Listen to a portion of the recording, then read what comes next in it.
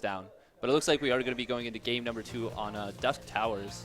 And God, I really look forward to this. Like, I hope we see more of that trademark MaSa control that we see from the one true Maru, as he's called, by people who know him personally. Yeah. Not me. No, not you. You don't Meanwhile, feel comfortable. In the top left most corner, it is teamless Maru. Kim. His name is MaSa. And down here, on the bottom left-hand corner of the map, we have former RH member, now representing Cloud M, the 13th alphanumerical Cloud. He's also got a trophy. It is Jason. Once again, that trophy, it's cool. I have to feel like it's compensating for his lack of X. You know? It's true. It's just, yeah. It's true. But we do see a gas opening from both players again. Not gas before barracks for either one, but just looks like they'll probably be going for a Reaper. Actually, no, it was gas before barracks. What am I talking about? Was it? Maybe not. Nah. Who knows? Who knows? I'm not used to Terran times as much. I am a Zerg player, but it looks like they're both going to have, at least Jason is going to have enough for a Reaper once his Rax finishes. MaSa might have to wait just a little bit, but he is going to go Marine first anyway. So it looks like it's Marine into Factory. Indeed, SCB coming down to try and block or delay this expansion here. Oh, not sure who's going to win this fight. Oh, actually, it it looks should be like Jason. Yeah, Jason got the slight edge. MaSa actually recognized that, though. Baits him into the Marine. And that was so calculated from MaSa, too. He let it get so low that Jason thought it was actually going to win, so he just chased it. And then Maru didn't have to waste time chasing that around his base. It didn't having a scout around for an extra 15 seconds in TBT can make a big difference. That's the difference between maybe seeing a factory follow-up or a reactor follow-up. So just nice play. Indeed. We do see 2 Marines. It's going to be a third one coming out from MaSa. So no Reaper to follow it up. It was just that factory. Meanwhile, Jason's adding on another Rax. Ooh, this also a bunker there for safety. Manages to get away from that grenade. Nicely, nice positioning for MaSa. And look at this. He's blocking each entrance into the base, so that Reaper is not getting in unscathed. Really, really nicely done. Jason hasn't been able to get any scouting really whatsoever. Not sure if he even saw that barracks lift right there. Yeah, he did see it, but he doesn't see if it's a reactor or a tech lab to follow up. And it is just going to be a reactor. Meanwhile, we got another Hellion and Starport following it up. Ooh, second Reaper. Going to try and potentially force the main. Derped out a little bit right there. Oh, does go down. Pick off a Marine, yeah. Actually, this could be a little bit of damage. Not really, though. Well managed by MaSa. That Hellion popped out at just the right time. And yeah, I think that was more cost efficient for MaSa, even though he lost, I think, 2 SCVs total right there. Maybe just 1. Yeah, I think 1 SCV and the Marine, of course, on the wall. Yeah. But good scout there off by Jason. He's already put a bunker up at the main ramp there, which should help out with any of that Hellion pushing this time around.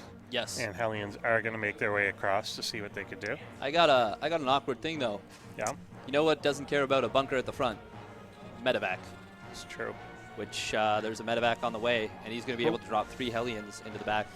Jason is going to be having 3 racks worth of production, but no tech, no Viking to shoot down that medevac. Yep. So, yeah, this... 2 turrets, though. Okay. Not sure where they're located. Obviously, it won't fly directly into it, but yeah. So, yeah, just... and this is the versatility of MaSa right here, showing itself. Oh, gonna try the front.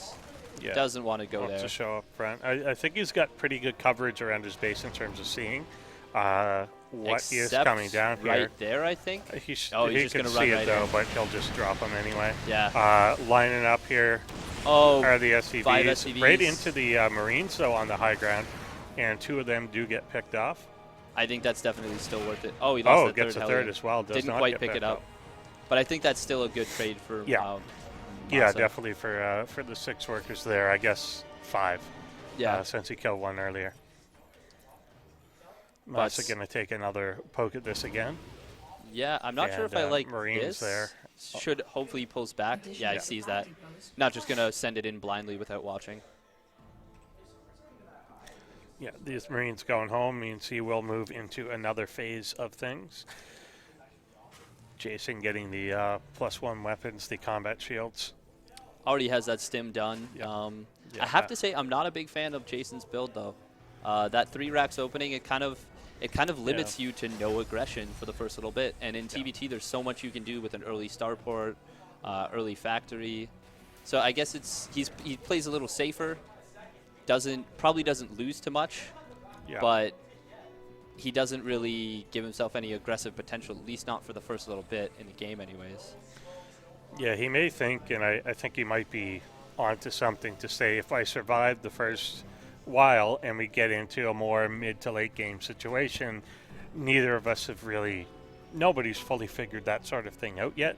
So whereas it's easy to have a build that will work in a few minutes, drilled out, but not to this extent. So if you wanted to play more of a macro game, he's certainly taken that choice. Yes, absolutely. Oh, and we have MaSa. He is going to drop 3 Hellions into the natural again. This time it's undefended. Oh man, that's a lot of red SCVs. Oh, wow, just 2 of them go down. Last second split kind of saved Jason from, I'd say, catastrophic damage right there.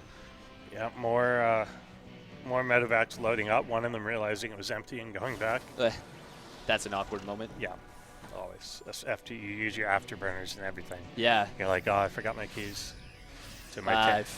I forgot the family. Yeah. It was a family trip and you forgot the whole family. That's awkward. How do you explain that? Like, oh, like, yeah, we're carpooling. We only need 2 vans. I understand forgetting Kevin. He can take care of himself. Yeah. But not your tanks and everything. I think this third base is guarded a bit here. Oh, looks like that sensor tower came up just in time. And this is kind of neat, dropping to beat the first drop. Ooh, an SCV even in there. That's a good decision from MaSa to cancel the drop there. Only lost 2 Marines. He was definitely not going to have that be in his favor if he tried to finish that with the turret at the back. I like these sensor towers here as well. Costly a bit, but given that that's how you're going to lose to a player like this, is to get dropped when you're not aware. So the added cost, again, as a precaution, is pretty good.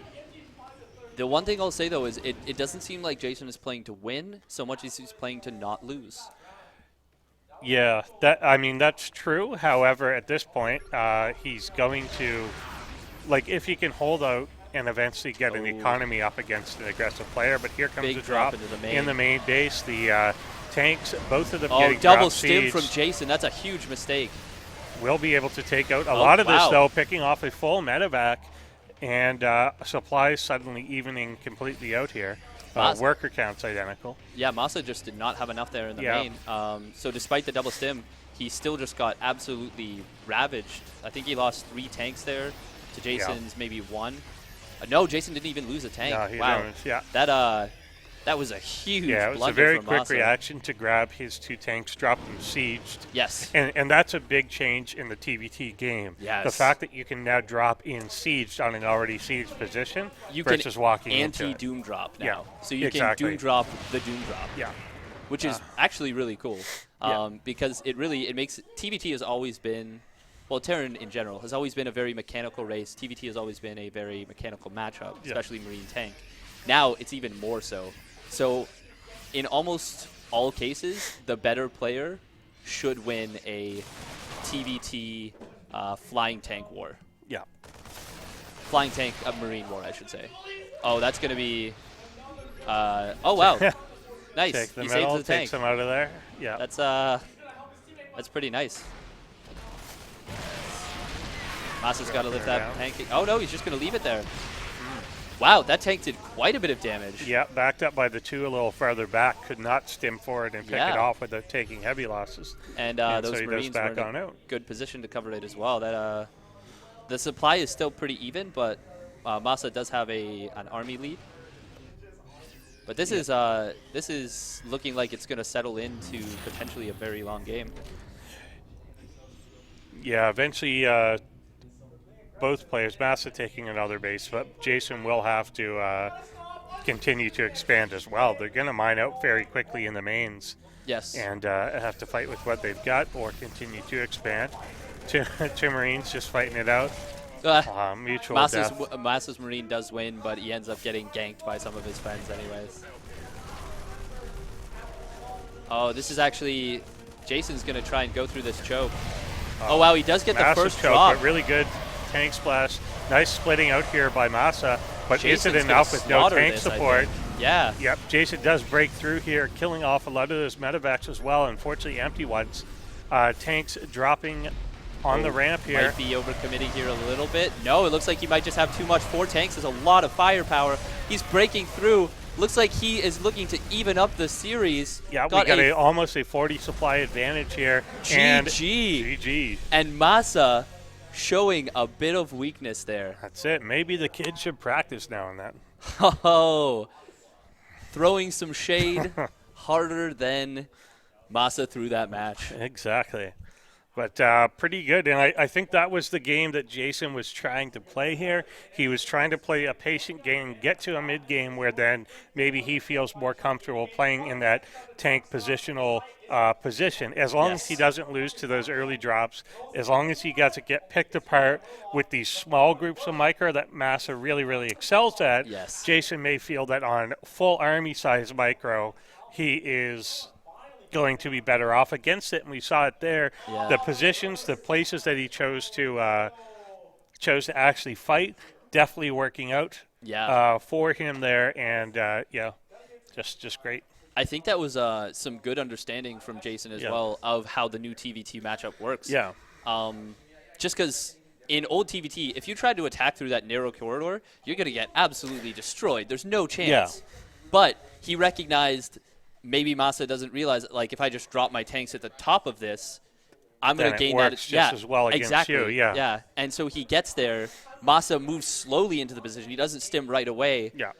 By the time he moves and drops his own tanks, Jason's have already been there for about half a second to a second. Yeah. They get that first volley, and that is all it takes when you have 4+ tanks. Yeah, I think that the way that tanks move, I think we've just seen the beginning of what we're going to see out of that. You're eventually going to get tank drops being used in the same way that Protoss used to do Warp Prism High Templar drops. Yeah. That you'll eventually have medevacs surrounding, creating positions so that there's no charge point, and that they're actually able to just create a ring around everything that's going on. It will be crazy as things develop there. So quite interesting there. Yeah, it's so counterintuitive to go through the choke. Yeah. But it works out. He recognized, and that was just that. I think that was just better understanding from Jason. Yeah.